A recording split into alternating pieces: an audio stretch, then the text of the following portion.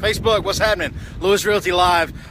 Nobody got the guess right off the clue for the picture we used. Let's see if somebody else can shed a little light on what the picture is. I'm Zach, by the way. Let's flip this camera around and see.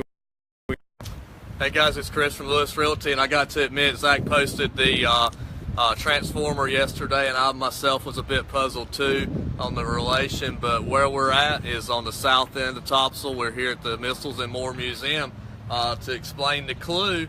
That was Bumblebee from Transformers, and we had Operation Bumblebee here in 1946 between the Johns Hopkins University and the United States government doing research on rocket testing. I know you've heard some stories of that, but we're going to hit some highlights here. Where we're at is at the assembly building, and it was just that. It was where they assembled those rockets. If you guys will notice up there, there's a iron I-beam, and that was where they would assemble the rockets inside the building, and they would bring it out on a railway type system, load it into a cart, and it would go down this road here. There's our Topsail Beach Police Force. They would go down the road here over into the distance. If you can see that blue building over there, that's the Jolly Roger Pier, and the actual patio for the hotel portion there was the launch pad for the rockets. The white tower in between us and the Jolly Roger was a control tower where they coordinated everything. And of course, there's numerous towers along the island, which we'll talk about, but that was the main one. That was the control tower. Interesting fact, I'm a local. I've lived here my whole life, and I did not know it, but the Jolly Roger has a bunker underneath the blue building there. It was part of Operation Bumblebee, so we're curious as to what's in that bunker, but it's off access, so we're not able to go in there. So we're going to walk in here actually, let's look at this here. This rocket is the Talos. It was the results of the research that was done here at Topsail developed this. This was not the actual rocket that was used here. We are going to see that rocket, but this is the results of Topsail Island and the research done here during Operation Bumblebee. And if you guys are wondering where the Missiles and More Museum is, just come to the heart of Topsail Beach. We're right across from the Jolly Roger, of course, right beside the Pender EMS and Fire. We're on the south side. And they also have over here a great big meeting space if you're going to have a wedding or a party. It'd be a great place to have a great event. And the Missiles and More Museum is a non-profit. They do not charge admission. They rely on donations and bookings from their meeting room next door. So partake in that and keep this tradition going. Let's go inside, guys. Here's your shot of their hours. So if you're wondering when you can come down, there you go. All right, let's go on in and see what we got. Go ahead, Chris. All right. I'll follow you. And here inside the Missiles and More Museum, you see here some history on the town of Topsail Beach. This is your first ever mayor, Lewis Orr, first mayor of Topsail Beach. Shot of the assembly building and the Jolly Roger, a few towers and whatnot, and a beautiful sunset. Mr. Orr was a local historian. There's a video that you can watch down here in which he speaks of the old times here at Topsail Beach. We don't have time to do that today, but when you guys come down while staying with Lewis Realty, come on over and watch that video. And here you can see the first taste of marketing for Topsail Island, New Topsail Beach as it was called back then. And this was their brochure that circulated back in the 1950s. And of course a mention on Surf City, and a mention on our other neighbor, North Topsail Beach. That's where I live. We're going to walk over here. We're going to deviate because I don't want to bother these people that are learning things as well. We're going to go to something that's near and dear to my heart, the pirates. As you have heard, Blackbeard may have visited our island. We have no proof that he visited. I'm sure he passed by the island a few times because we do know that he was in the Pamlico Sound and the Outer Banks quite a bit. You can see old Edward Teach, as his legal name was, one of the most notorious pirates in the world, actually.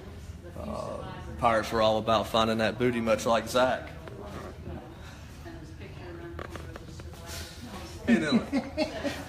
Here's a few other things here on other pirates that may have been in the area. You've got Stede Bonnet, who is a gentleman pirate. He was actually a friend of Blackbeard's in a kind of sort of way. Blackbeard used Stede Bonnet in some different ways, which is beyond the video here. Henry Avery, Charles Vane. Here's a replica pistol of what they would have when they were coming to our shores. Here's your various pirate flags you may or may have not seen. One that's pretty popular around here is the Blackbeard flag. And then, of course, the ever popular Jolly Roger flag.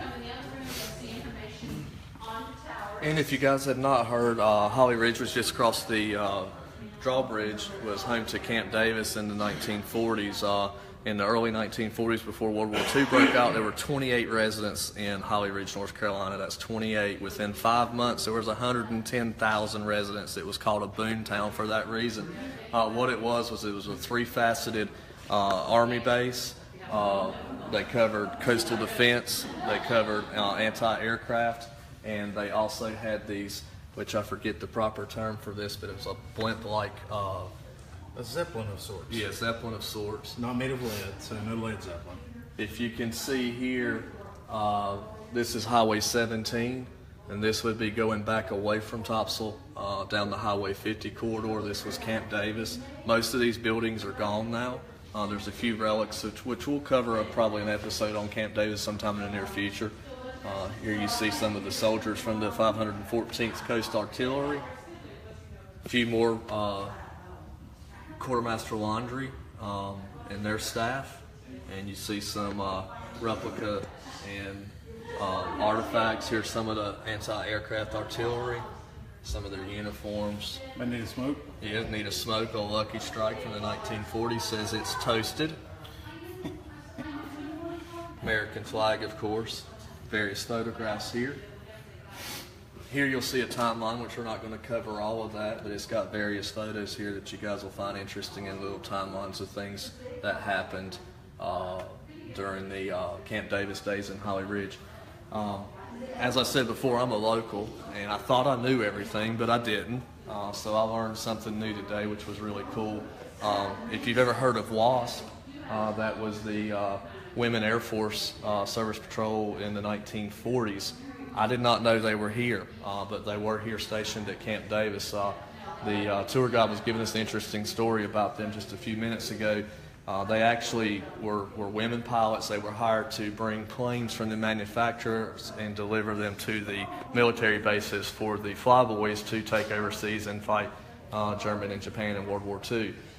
This lady here, Jacqueline, was the head of that, and here's some facts on her life, but she tried multiple times with the American government to allow her and her pilots to go and fly in the war effort overseas. She was denied a few times, and then she was finally given the go-ahead to do that. One of the things they were tasked with, you'll find over here, which is very, very dangerous. It's called tow targeting. And this is your WASP pilots in a plane, and they're towing this. And the guys on the ground at Camp Davis are shooting in the general direction of this plane with the women in there trying to hit this target. That was very, very dangerous, and things sometimes happened. Over here you'll see an actual crash. That Joyce Sherwood crashed here at Camp Davis in Holly Ridge.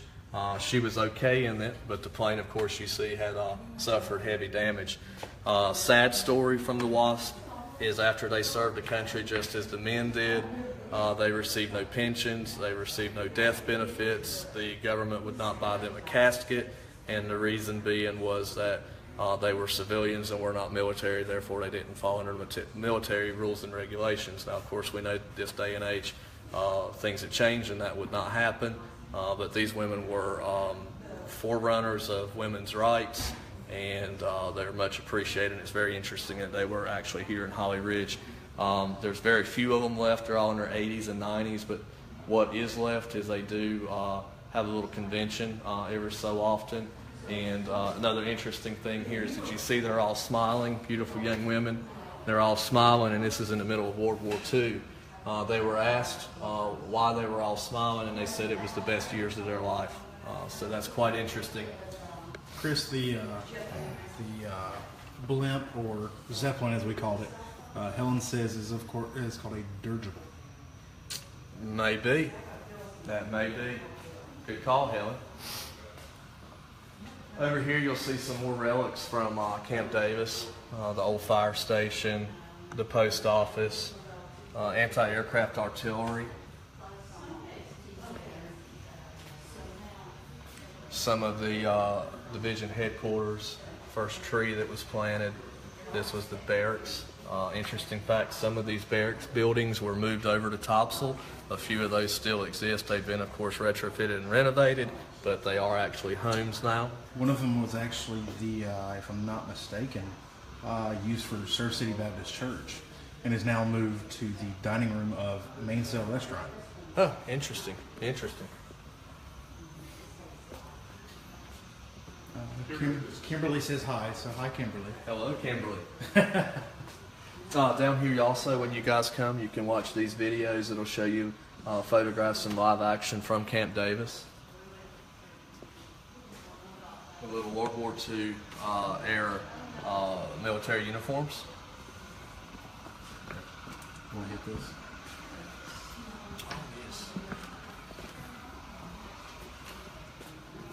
And up here you guys will see this is the actual replica of the rockets that were tested here.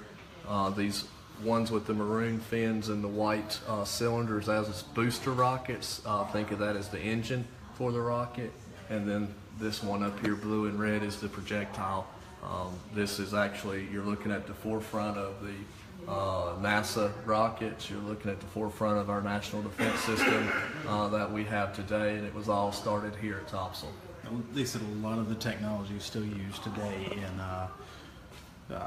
what is the Kennedy Space Center, Death Valley, California, and Death Valley, New Mexico. And New Mexico. That's where those projects were at, and they're still using some of the data that came from here.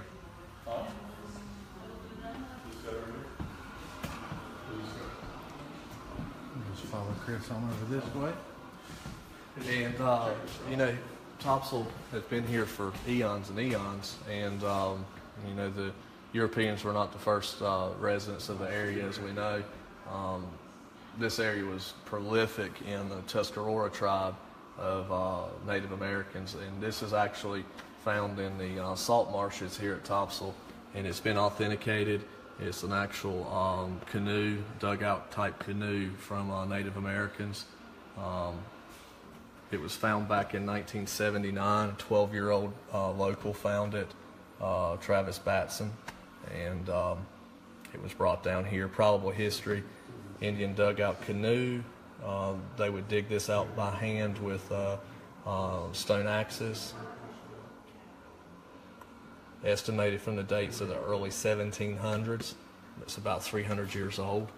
They, of course, would come over to Topsail for the same reasons we do: plentiful seafood, great views, sunny days. Another interesting fact on Native Americans is actually where I live in Holly Ridge, down near the water. Archaeologists in the 70s had done a study down there from East Carolina University, and where my home is was actually a Native American village, because we found lots of pottery and arrowheads and whatnot there, so the concentration led the archaeologists to believe that. So some of the Native Americans that lived at my house probably came over here as well, just as we do today. You got neighbors. And of course, little history on barrier islands, shifting sands. Our islands are always moving. Down here is the south end of the island. As you can see, this is called accretion. Accretion is when sand accumulates. Topsail is moving south. Lee's Island, which is just to the south of us, is also moving south, so it's moving this way while we're growing that way. Just to kind of show you what he's talking about, here's what the island looked like in the southern tip of the island looked like in 45. We'll move to the next one. As you can see, major growth to 62, and then we'll finally move right here to 96. So yeah, the island's definitely going south. And if you guys remember from last week, we were down at the Kindred Spirit mailbox on the south end. This is the area that we were in, the general area, which I'm not going to give you the location like I wouldn't last week, but this general area, this is about 2 miles. In the late 70s, early 80s, this was the end of Topsail Island. The inlet ran through here, so you can see how much of a change has been made in just a relatively short time. And of course, if you like shell hunting or shark tooth hunting, here's some of the things that you may find on our shores when you book with Lewis Realty. We've also got a huge cabinet display of all different types of shells and identifying them by name. So if you've got one you found, you just can't put your finger on what to call it or what it's called. Bring it here to the assembly building. They can help you out, tell you what it's called. Little excerpts on barrier island habitats. You've got your herons, your pelicans. These guys rely on this island. They live here. We should treat them with kindness when we're here. Different fauna that we have. Different type salt marshes and habitats, maritime forests, hazards, storm surges, those type things. This here talks about some of what we hit on a while ago with accretion and erosion of barrier islands and how barrier islands are moving. And here is one, some people think this is photoshopped, some people think this is fake, but I was down in this area back in '95. This is real. This is a black bear, and he's at Topsail Beach in 1995, June 2nd. You'll see this around the island throughout, but he apparently swam from the mainland across the waterway and came over to check out the beach. We don't know if he went fishing at the Jolly Roger or not, but we did catch him down here just checking the beach out, and when he decided it was time to go back home. Now, so this was here on Topsail. I'd seen it was on Carolina Beach. Now, right here, when he crossed the dune, did they fine him for it? They tried to, but he growled, and then they decided not to. He wasn't being very cooperative.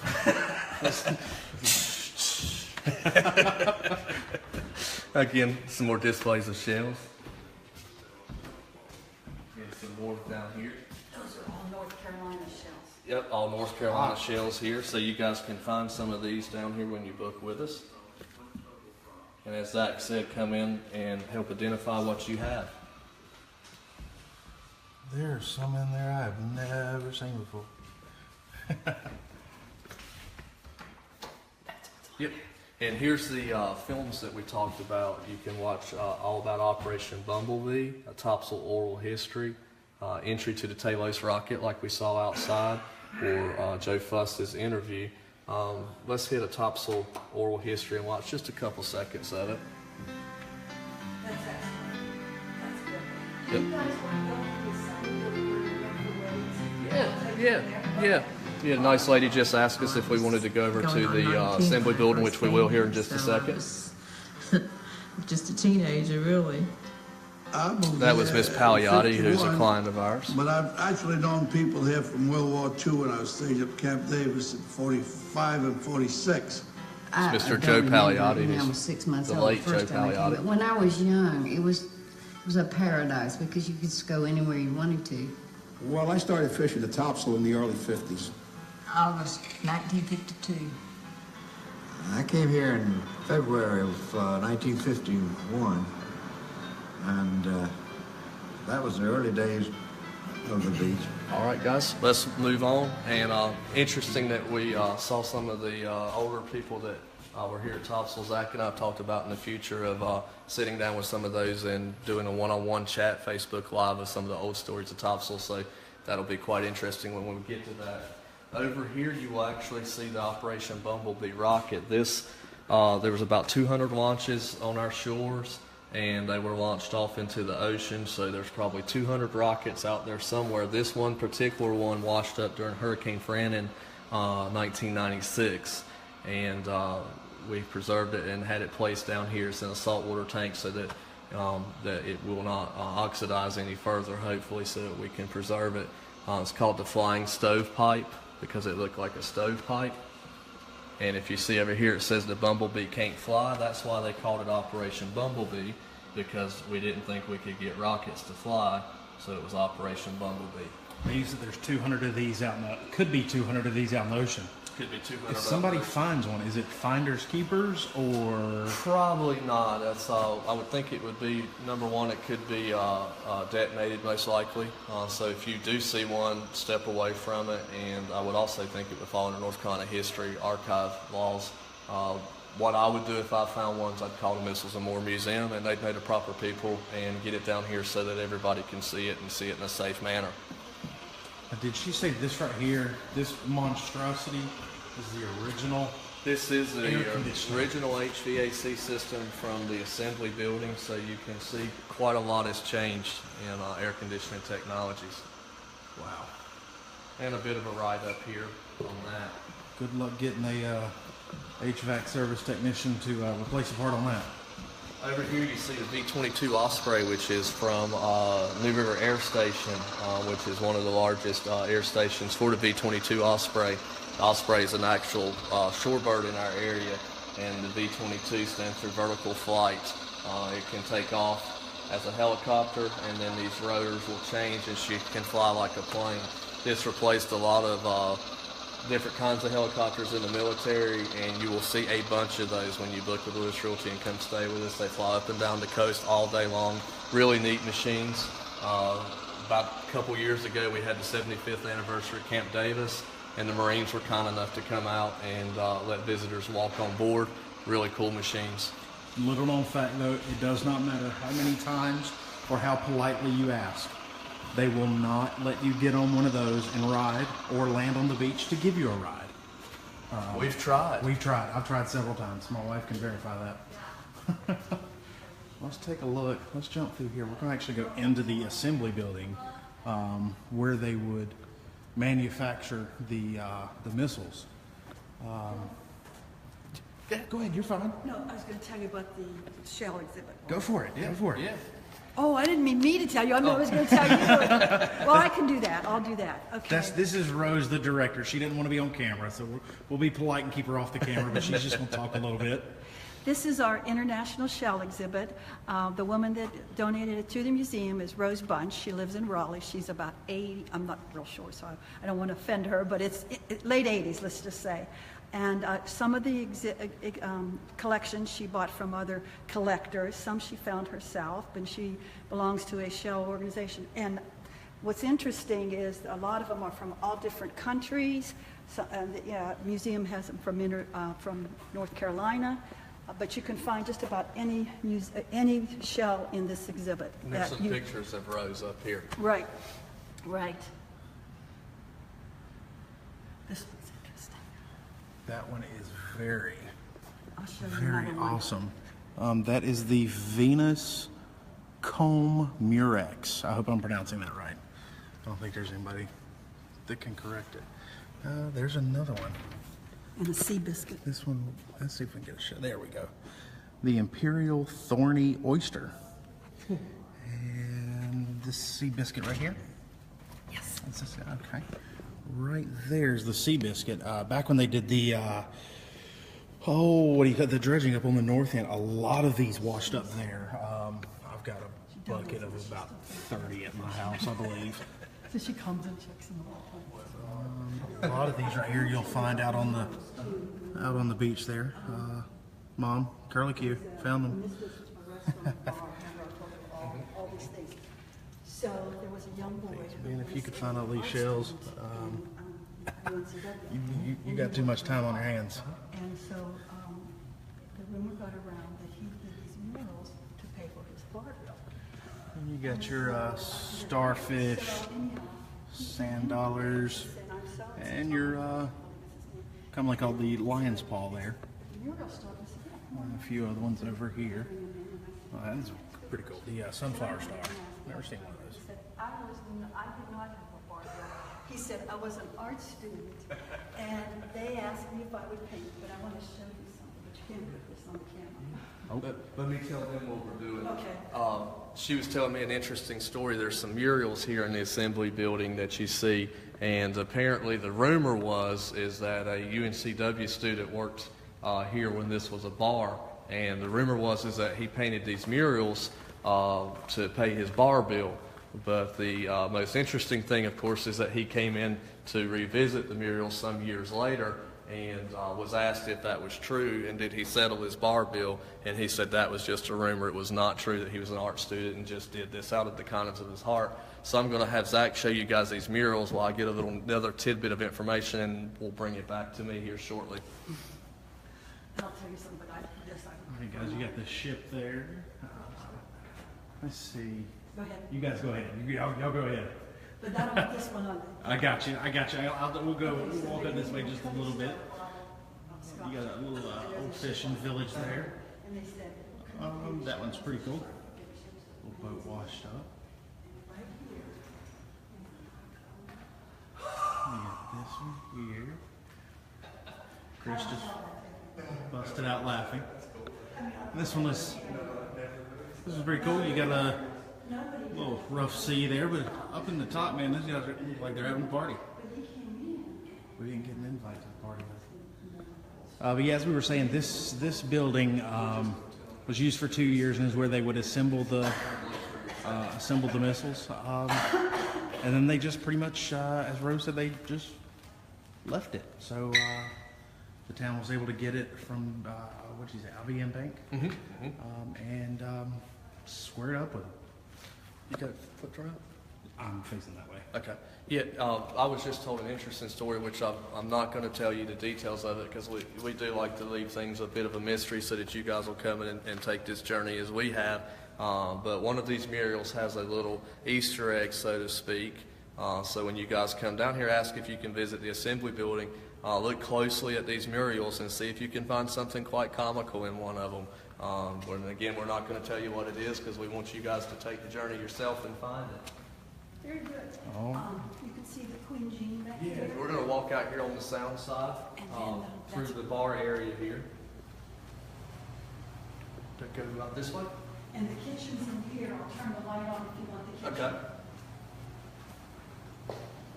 The ship's up here. Oh, the ship's this way, Chris. Okay. We zigged when we should have zagged. And you can open the blinds. Okay. Okay. And again, this is the bar area here, and this is here on Banks Channel. You got the sound side. We're going to see if the Vonda K or the Queen Bee is in. Queen Jean is in the dock, and she is not. I do not see her, but this is Banks Channel, of course. Beautiful Topsail Sound. If you guys can see, there's some pelicans out there. Looks like not sure if the water's going up or coming down. All right, guys. So that was our Missiles and More museum and a history lesson. You know, Topsail's got a lot of things to offer, whether it's just family fun, whether it's history. We've got it all covered here. We look forward to seeing you this summer, and be sure to stop down here by the Missiles and More Museum, and don't forget to look for that Easter egg. With that said, I'm Chris, Lewis Realty, and my partner in crime here, Zach, with Lewis Realty, and we'll see you next week for another adventure. Yeah, have a good one.